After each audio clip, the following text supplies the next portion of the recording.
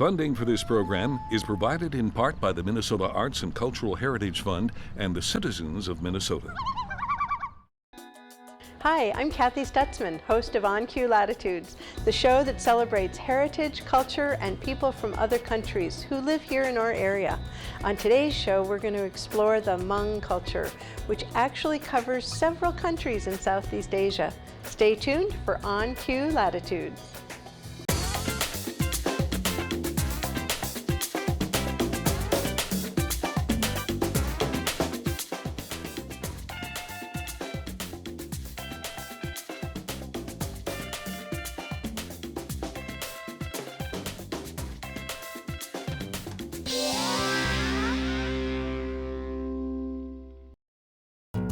The Hmong people have long been defined more by ethnicity and culture than allegiance to any one country. A somewhat mobile population, as history demanded it, Hmong people originally lived in China, but today are just as likely to reside in Laos, Thailand, and Vietnam. 95% of Hmong people still live in Southeast Asia. The United States, led by St. Paul, Minnesota, is home to the largest immigrant Hmong population, followed by France and Australia. Many U.S. Hmong arrived as refugees following the Vietnam War. Worldwide, Hmong practiced the traditional animist Hmong religion, ancestor veneration, and shamanism, as well as Christianity. In the Hmong culture, oral history was the predominant form of maintaining traditions. Only as recently as the 1950s has Hmong history been documented in writing. The Hmong language differs from English in that most words only have one syllable. Hmong are a tight-knit group containing only 18 clans which dominate Hmong cultural structure. Many families are distinguished by the color and details of their clothing. In addition to bright textiles, dance and music are also important components of cultural life. The Hmong staple food is white rice, which is usually eaten with a variety of vegetables, hot peppers, and boiled or fried meat. Stay with us as we continue to explore the Hmong culture on Cue Latitudes. We've just learned some important things about Southeast Asia and the Hmong culture, which helps to lay the groundwork for our conversation. But it is in the stories that we gain understanding. And I'm happy today to welcome Yesenia Mendoza Ramirez as my guest co-host today. Welcome, Yesenia. Thank you, Kathy. It's a pleasure to be here today. Oh, we're so glad to have you here. And so one of the things we're doing is learning about culture. And my understanding is that you're from the Mexican descent. You're of Mexican descent. Can you tell me a little bit more about what that means? Sure, I would love to. First of all, to be from Mexico is not a descendancy, it's just a nationality.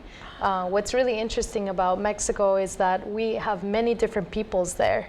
And so my descendants actually come from Spain as they conquered Mexico, but also from, in prehistoric times, from the north of Mexico, the Chichimeca, that then settled down to my state, Michoacan, which is in the southwest part of Mexico, and later the peoples there became the Purepecha. And so I imagine that my descendancy has come from the Spanish, being of a Spanish last name, Mendoza, and the Purepecha, since they were the largest indigenous group in Michoacan, which is actually, it means the land or the place of fishermen because of our fishing and agriculture there. So. And so did your family settle there, or did they move around? How did you end up here? My family also had that spirit that wherever there's work, we will go. And given the opportunities in the United States of many different work, my family decided to come here. And also to give opportunities for education. So we like to move wherever there are the best opportunities. And that brought my family to the United States also. My family, who came from Scotland and from Italy, they came looking for work. And so today our special guest is a first-generation American of Hmong descent, who honors her family's heritage and culture by passing it along to her children. She also has a story of bravery and courage that's really inspiring. So come along for some stories as we meet Laura.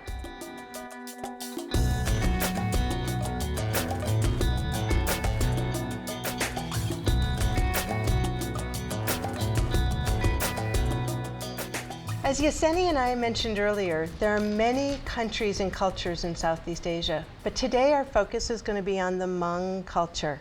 This encompasses several countries, but today we'll be talking about Thailand and Laos. We are happy to have as our guest today, Laura Lee. Welcome, Laura. Thank you. Thank you so much for having me today. We're so happy to have you here. Okay, so the first question for me, anytime I'm thinking about the Hmong culture, is who are the Hmong people, and tell me a little bit about that. You know, Hmong people are a free people, an independent group of people. There's no designated country that belongs to the Hmong people. We reside in countries like Indochina, so southern China, Laos, and Thailand primarily, and some in Vietnam, but primarily in Laos and Thailand and China. And we migrate from place to place, but we live in the hills. And you know, Hmong people are a family-oriented culture. We follow a clan-based kind of style where we travel based on clans, and we're just an independent type of people, but we are really rich in our cultures with food, with clothing, with family, and things like that. So okay, so since you went to the clothing, we got to go there because it's so exciting. Tell us a little bit about this gorgeous outfit. Thank you. So this is actually my bridal outfit for during my wedding. Beautiful. And I've been married for 9 years now, and so I'm thankful it still fits. But this was my outfit, and it's traditional that the bride parents, and so my mom requested for this outfit to be made, and it was made by my aunt, and so it has to be like a nice new outfit for the bride, and so it was made for the wedding. And it's just how do you pick the colors? I see that it has all these different colors. Yep, primarily you want colors that represent the Hmong culture, and those are usually blue, black, this kind of bright green, and this really vibrant pink. Kind of like this flower. So these are the kind of colors that really kind of represent our people and our culture. And so the outfit should kind of have some of that. And I'm not wearing beads, but we usually have a lot of beads and coins. They're just, more just to, glam it up, but it's still very part of our outfit and our costume. So your mom had it made. Yeah. The fabric is gorgeous. Did your aunt who made it, did she have to go to another country? Was she able to get those fabrics here in the United States? You know what, they can, but most of it is imported from Laos and Thailand. A lot of this is velvet with patterns that are very, just because in the Hmong culture, when you celebrate, you want to be bright, and you want to look fresh and clean and very bright with bright colors. And so most of the costumes that they choose, they want to find those bright colors just to kind of stand out. And there's a lot of different, this is just one particular outfit, but in the Hmong culture, we have so many versions of outfits. There's skirts and dresses, and those skirts and dresses differ based on, where you are and what clan you belong to and whatnot too. So each outfit kind of does belong with a certain identity, but nowadays you have just so many different outfits to choose from. This is just one particular one, and this happens to just be my wedding one. It's beautiful. So for your wedding dress, or for your wedding, do other women also wear colorful dresses, or do they wear a different kind of outfit?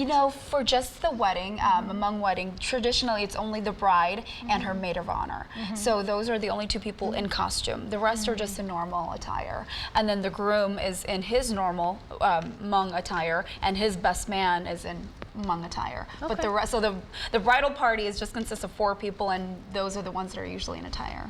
Wow. So now you were saying earlier that when we were talking that your wedding was a 2-day event. Yes. Is that? Wow. Yeah. So tell me a little bit more about that. Well, traditionally, you want to celebrate on the groom's side and on the bride's side. So for one, the celebration is more done, it is a celebration, but it is a very ritual and very serious proceeding as well, because you're making a commitment to each other, and you want to do that in front of elders and your clan to say we are vowing ourselves and our families to come together.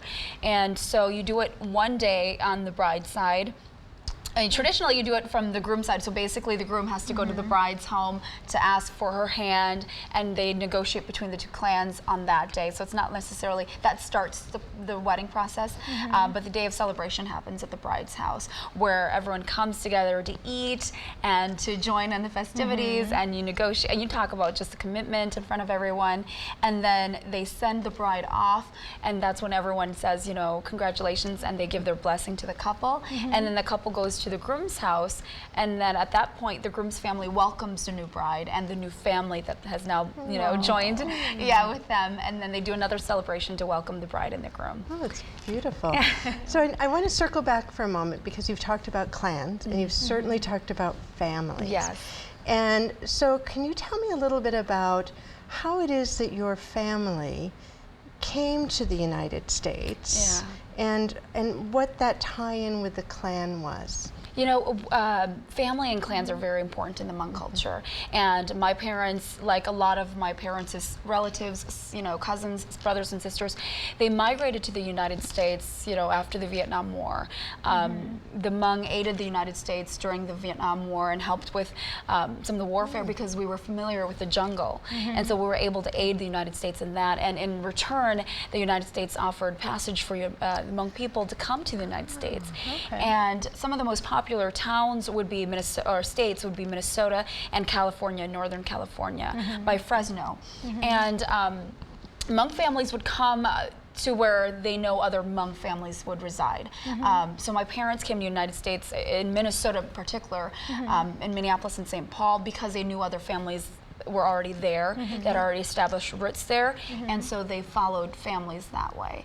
And so my parents came here in the 80s, so 1984 was when they arrived in Minneapolis and St. Paul, and my dad and his brothers and their wives all moved into one house and lived together for a while, because they were all just, you know, uncertain about this country, about the American culture, and they felt comfort in staying close together. So speaking about you know, first arriving here in the American culture, what were your, you know, were you very young? I wasn't born yet. You weren't born? But my parents, you know, some of the struggles or maybe things that they were dealing with was obviously language, having to learn the English language and having to learn what they needed to do on a daily basis, because back in Laos and Thailand, everything they did was revolved around surviving. So they'd go out and garden, you know, back in Laos and Thailand to make a living, to eat and to survive, and they'd go to, my mom was a seamstress, so they'd go work and sew in the market. And so here in the United States, they had to find other ways to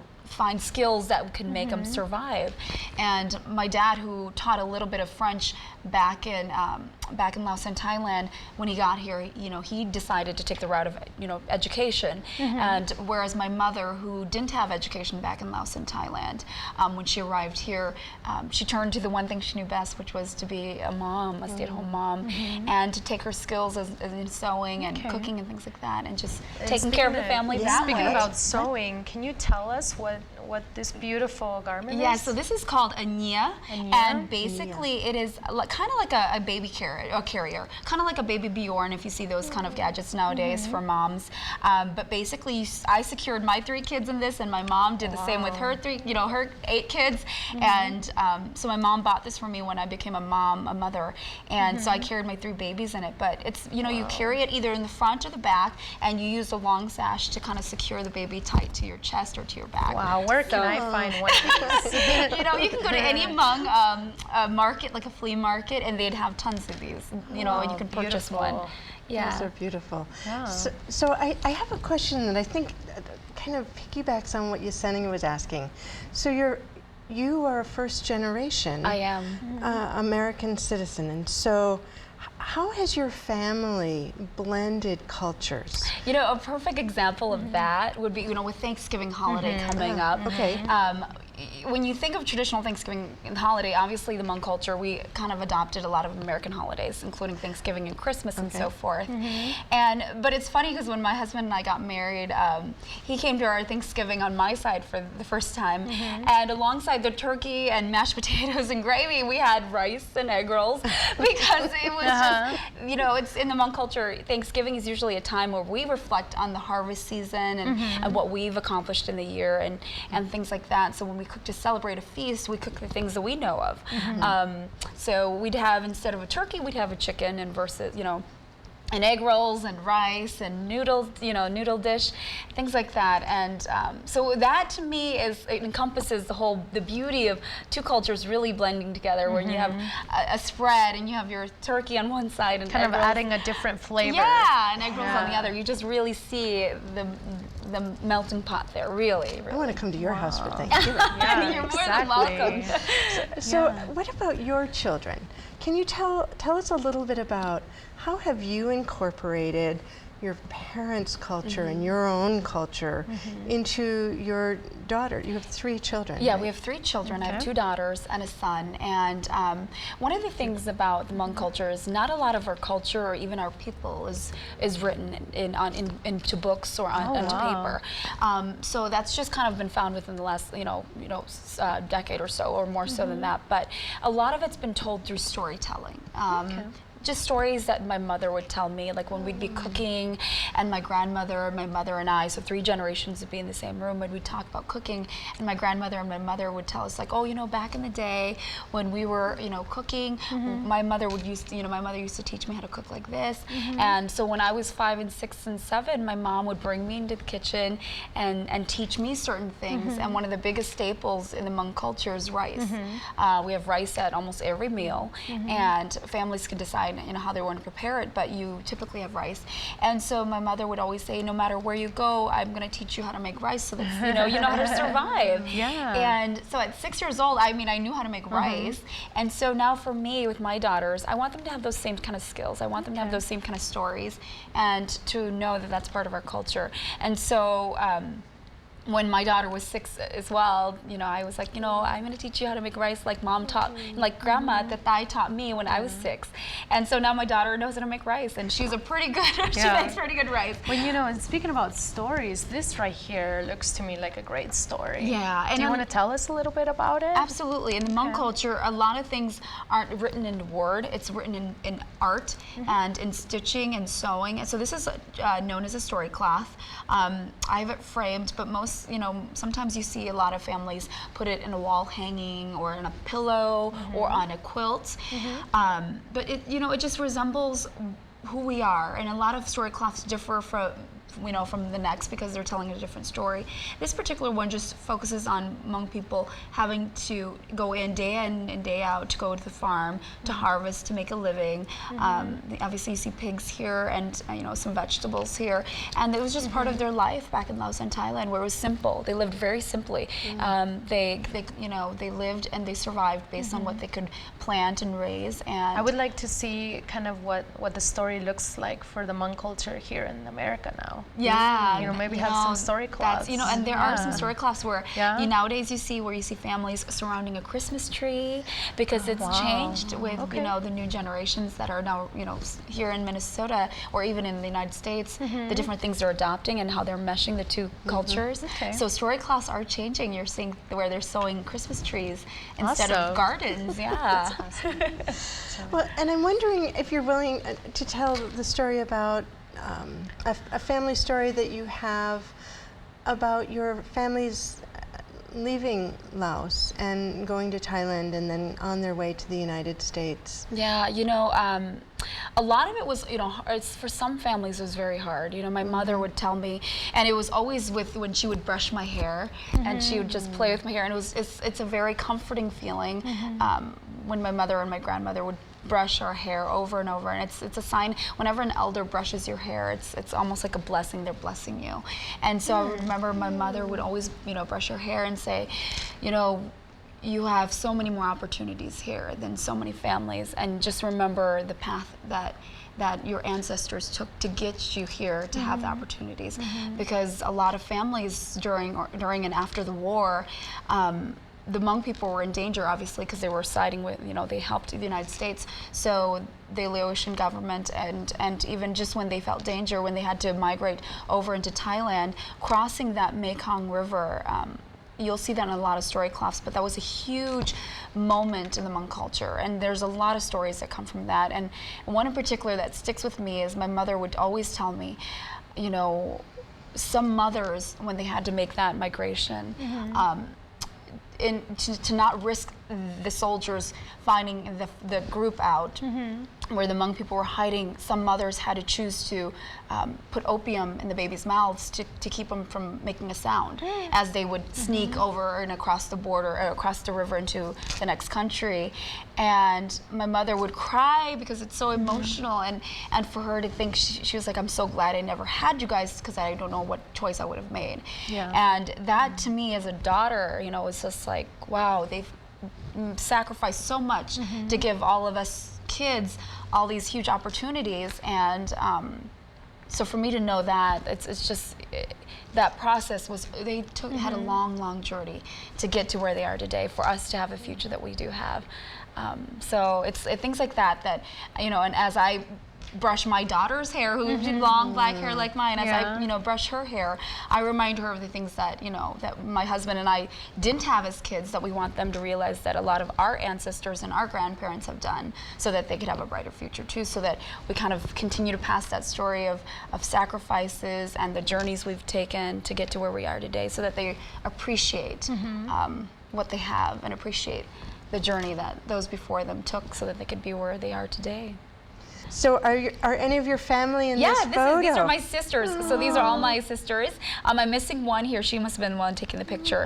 But my mom, this is my mother. And these are my two daughters now, and so they're in kind of Hmong attire as well. And these are the different types of costumes or outfits we have in the Hmong culture. So there's a lot of different outfits. Look at all those So this is more of the colors. one that I'm wearing today, and the hat is right there. Awesome. So this is a very traditional one, but then there's different ones. So this is more of like the Hmong in southern China, so we're resembling that clan or group, and so different types of outfits. So I would like to know, you mentioned religion. Yeah. And I know it varies within cultures, but I would like to know more about what your religion. So the Hmong people the believe religion. in shamanism, which is is turning to your ancestors and the spirits of your ancestors to guide you and to help you and to support you, and to have a respect for spirits of the earth. We're a huge believer of spirits, and we believe they're among us and they're watching over us and they're protecting us. So shamanism is what the Hmong people follow. Thank you for that. So our time is almost done. So I'm wondering if you have something else that you want to be sure that you say about the celebration or the culture, the Hmong culture. Yeah. What else would you like to tell our You know, audience? just going back to just family, and the Hmong, you know, the Hmong people believe in family no matter what clan you are, no matter what last name you hold, because there's 18 clans, so 18 last names. I'm a Lee, and there's 17 other last names, but no matter what last name you have, we're all family. We're all Hmong, and no matter what, like my daughters are half Hmong, but they'll always be seen as a Hmong daughter in our clan. All right. Well, we could probably talk for forever. And so thank you, Laura. Oh, thank you very you. much. We've had a great discussion here today, and if it sparked a question you may have about the Hmong culture or any of the countries we've talked about, please join us on Facebook for an ongoing conversation with On Cue Latitudes. In the meantime, stay tuned. Yesenia and I will be right back in just a moment. On Cue Latitudes is fostering an online conversation on KSMQ's Facebook page. Here's a recent post.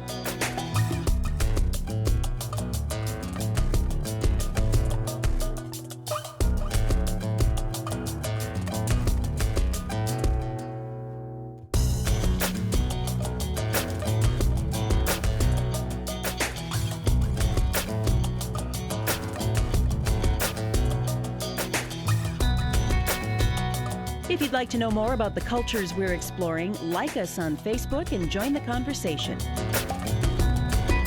So that was really interesting. And you know what really caught my attention is how many different peoples from around the world, we actually share so many things. So for example, the way Laura explained the importance of the tradition of making the rice and how her mother would show her, you know, the kind of the delicate nature of this process. And I think about the times where my mother would sit me down and tell me exactly how to make the corn tortillas, which is very, you know, popular staple in our country, in our culture. And I'm sure you've had a tortilla, right? Absolutely. So those are some of the things that, you know, it touched me as we were talking about the traditions and her being combed by her mom with her hair and sharing stories of her being strong and her having a better future than her parents, and the difficulties that life can bring along. So yeah, and the interesting thing for me, there were a couple of interesting things. The story cloth and telling your story and weaving it and sharing your history in a piece of cloth is very similar to the quilters and telling their story as they're making their quilts. yeah, exactly. And the other similarity that I noticed that I was interested in was the movement of the Hmong people into the United States. Yeah, one of the things that really got me interested is how they keep in touch, how they're all part of a big family. Yeah. And even if even if it's not your siblings or your cousins, when they see each other, they're family. The importance of family is it's a common denominator. So thank you for joining us as we learned about the Hmong culture. I hope you learned something new and interesting. Thank you, Yesenia, for being with us today. Thank you. I look forward to exploring another country next time on Cue Latitudes. I'm your host, Kathy Stutzman.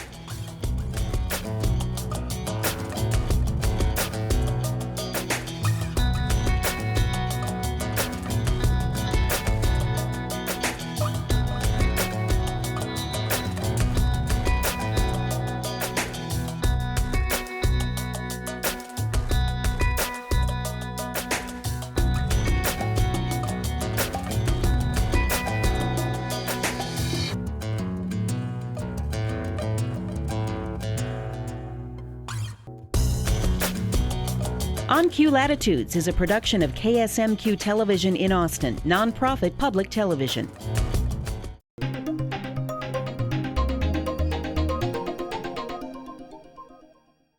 Funding for this program is provided in part by the Minnesota Arts and Cultural Heritage Fund and the citizens of Minnesota.